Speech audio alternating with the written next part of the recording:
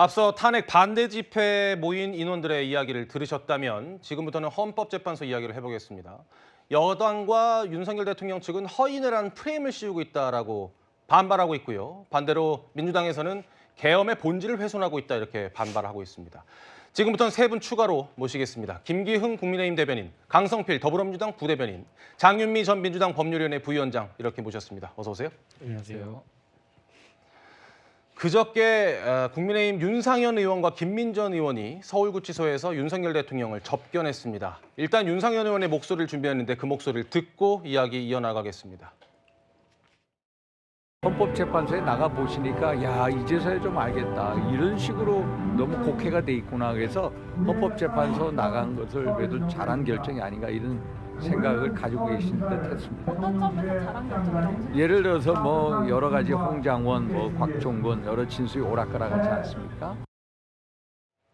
김 대변인님, 윤상현 의원의 입을 빌려서 윤석열 대통령의 속마음을 좀 들을 수가 있었는데 헌법재판소에 나가길 잘한 것 같다. 그러니까 이게 헌법재판소에서 다소 바뀌고 있는 그 증언들을 보고 한 이야기일까요?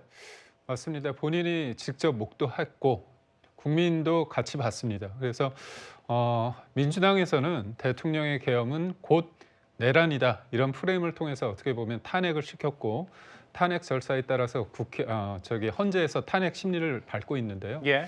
무엇보다도 사람들이 대통령에 대해서 처음에 비상계엄을 했을 때 실망했던 게 뭐냐면 아니 뭐 도끼로 문을 부숴서라도 국회의원을 끌어내려라. 그다음에 뭐 정치인 체포 명단이 있더라. 그렇기 때문에 사실상 국회를 무력화시키기 위해서 그렇다면 그거 내란 아닌가 그런 분위기가 있었습니다. 근데 결정적으로 곽정근 전 사령관이 얘기했던 대통령이 직접적으로 국회의원이라고 지시한 게 없고요. 예. 그다음에 도끼도 없습니다. 저도 좀 이런 우스갯소리도 있죠. 금도끼냐 은도끼냐 알고 봤더니 도끼는 없었다는 거 아닙니까? 그리고 또 하나는 뭐 케이블 타이도 뭐 사람을 체포하려고 했는데 알고 보니까 문을 봉쇄하기 위해서 했다. 그리고 또 테이저건이나 공포탄 사용도 본인이 지시했거든요. 예. 그리고 또 뭐냐면 전기라도 차단해라. 이것도 본인이 얘기를 했다고 합니다. 알겠습니다. 그렇기 때문에 곽정근 전 사령관이 얘기했던 게 대통령이 얘기한 거지 아니면 김용현 전 장관이 했는지 아니면 제3자한테 들어서 본인이 나중에 이게 들은 것인가 그렇게 한 거지 되게 복잡합니다. 예. 그리고 무엇보다도 홍장원 1차장의 메모가 본인이 소위 말해서 갈겨 썼다고 하는데 그거는 또 버렸어요. 예. 그리고 제3자한테 그거를 시켜가지고 복원시켰는데 그게 과연 물증으로서 가치가 있는지에 대한 의문이 들 수밖에 없습니다. 알겠습니다. 오늘 저희가 다룰 내용들을 쫙 다 이야기를 해주셔서 아이고. 거의 예고편처럼 이야기를 해주셨습니다. 하나하나 차근차근 좀 짚어볼 텐데 방금 말씀 주신 것처럼 그러한 재반 사정 때문인지 윤석열 대통령은 상당히 자신감이 좀 고취된 듯한 그런 모습도 보였습니다. 그 모습을 준비했습니다.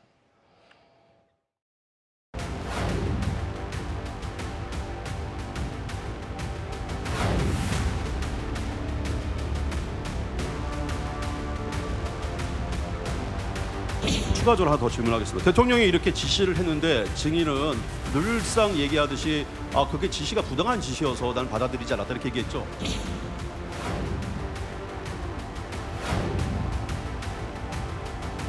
통상의 군인이라면 대통령님 상황이 이러이러하니까 대통령의 지시 이행은 할 수가 없습니다라고 패신하는 게 일반적인 군인의 태도이고 입장 아닙니까? 사실상 헌법재판 심리 절차를 진두지휘하고 있는 듯한 그런 윤석열 대통령의 모습을 보고 오셨습니다. 그런데 헌법재판소 심리 절차에 대해서 국민의힘은 연일 의구심을 제기하고 있습니다. 국민의힘 당대표를 역임했던 김기현 의원은 오늘 페이스북에 이런 글을 썼습니다. 헌법재판소의 공정성을 도무지 기대할 수가 없다. 그 근거로 세 가지를 지적했는데요. 첫 번째, 수사 기록을 불법 취득했고 그 불법 증거를 토대로 진행하고 있다. 두 번째, 그런데 증언이 오염될 수 있었던 오염된 상황에서 주신문과 반대신문의 시간을 제한했다.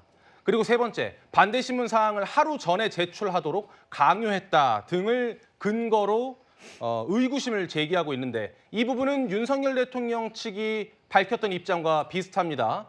윤석열 대통령 측도 허위 증언을 할 수 있도록 준비시키는 짬짬이다라는 날선 비판을 했고요. 윤석열 대통령의 대리인단도 헌법재판소가 절차 진행에만 급급하다 이렇게 이야기를 했습니다. 이러자 헌법재판소는 이렇게 반박했습니다.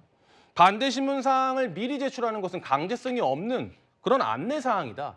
그리고 국회 측에도 똑같이 권고하고 있다라고 반박을 한 겁니다. 강부 대변인께서는 이 지금 일어나고 있는 절차를 놓고 벌어지는 논쟁에 대해서 어떻게 평가하세요? 물론 이제 윤석열 대통령 측에서는 이것저것 할 수 있는 건 다 해보는 것이 저는 맞다고 봅니다. 그게 저는 방어권에서 보장되어 있다면 그런 제기 충분히 할 수 있다고 보고요. 하지만 지금 제기하고 있는 그런 문제점이 제가 법률가는 아니지만 그냥 일반인의 상식선에서 이런 생각을 해봐요.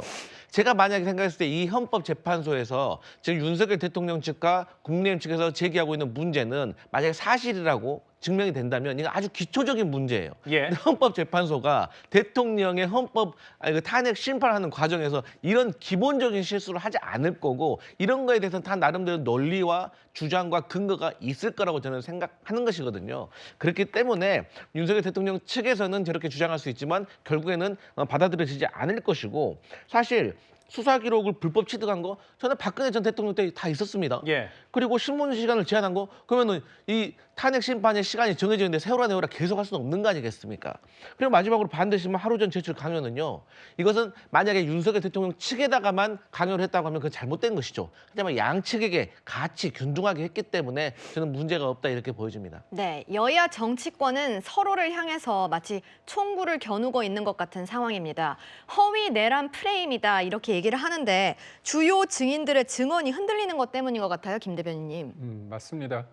아무래도 이게 헌재 재판을 통해서 진실, 그날의 밤상황과 새벽 상황을 저희가 점검할 수밖에 없는데요. 앞서 네. 말씀드린 것처럼 강성필 부대변인께서는 이게 문제가 없다고 얘기했지만 처음부터 기일 지정을 8일 했습니다. 근데 그게 일방적입니다.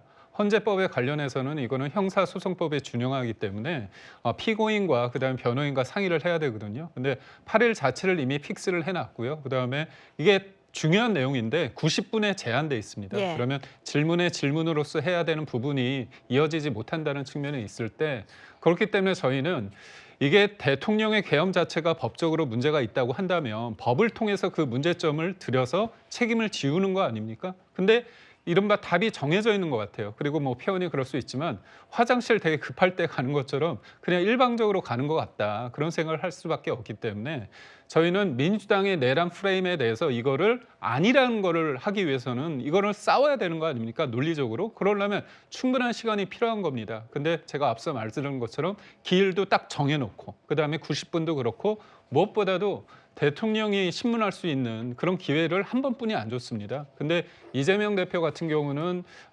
유동근 전 본부장과 수차례 어떤 대질 심리를 했습니다. 예. 직접 심리를 했습니다. 그런 차원에서 형평성 문제를 제기 안 할 수 없습니다. 유동규 짧게- 전 본부장 네, 말씀하신 맞습니다. 거죠? 짧게 말씀드리면 이재명 대표의 지금 재판과 비교를 하셨는데 그렇게 따진다고 하면 윤석열 대통령 탄핵 심판에서 변론의 일괄 지정한 것이 문제라고 하면 이재명 대표 지금 재판과 관련해 가지고 결심을 날짜를 박아놨잖아요. 그럼 그것도 잘못됐다고 지적을 하셔야죠. 제가 그거 말씀드리겠습니다. 1심에서 이재명 대표 같은 경우는 1심이 2년 2개월 걸렸고요. 그다음에 이재명 대표는 3심입니다. 그렇지만 대통령, 국민들이 뽑은 대통령을 탄핵해서 하는 건 단심입니다. 그렇기 때문에 이재명의 시간, 그 수많은 시간과 대통령의 그 8번의 기일과 비교하는 거는 제가 볼 때는 어불성설입니다. 네, 여야 논쟁이 저희 스튜디오까지 넘어온 것 같습니다.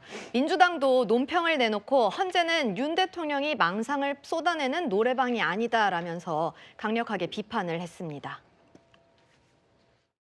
불법 계엄에 대한 본질을 말장난과 거짓 선동으로 흔들려는 비겁한 시도를 멈추십시오. 정치인 체포 지시 준수리 홍장원 전 국정원 차장, 곽종근 전 특수전 사령관에 이어 또 나왔습니다. 방첩사 내부 관계자는 실제 수사팀이 정치인 체포를 위해 현장으로 출동했고 호송후 구금하라는 임무를 부여받았다고 자필 진술했습니다.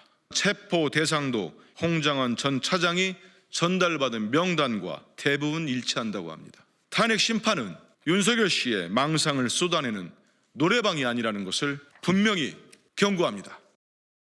네, 구부장님 보면은 민주당은 홍장원 그 명단 거기에 집중을 하는 것 같아요. 네. 근데 저는 여야의 경우에는 헌법재판소 심판과 관련해서는 신중할 필요가 있다고 보여집니다. 예. 왜냐하면 이것을 지금 정쟁으로 끌고 가서는 안 되거든요. 저는 헌법재판소가 형평성과 공정성 그리고 신중한 이 민주적 절차를 거쳐서 결론을 내려야만이 국민이 지켜보는 국민이 헌재가 충분히 진실을 알아보기 위해서 노력을 했구나.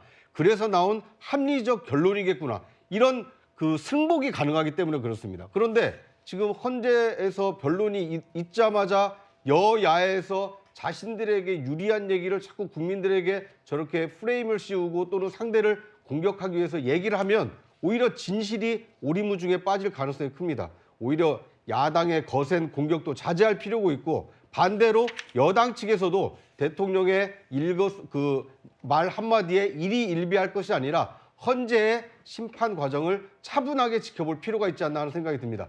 가장 중요한 것은 헌법재판소가 민주적으로 형평성에 맞게 공정하게 그리고 무엇보다 신중하게 이 헌재 심판을 이끌어 가야 된다는 것입니다.